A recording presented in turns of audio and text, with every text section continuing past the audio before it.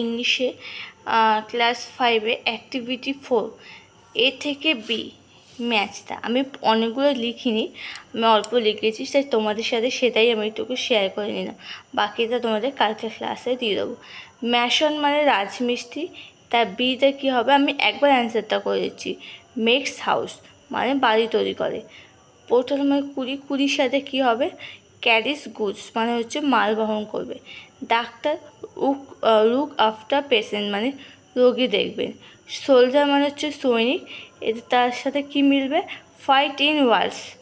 বারবার মানে হচ্ছে নাপিত, তাই কী হবে ক্যারিস ক্রাফটস হেয়ার মানে চুল কাটবে।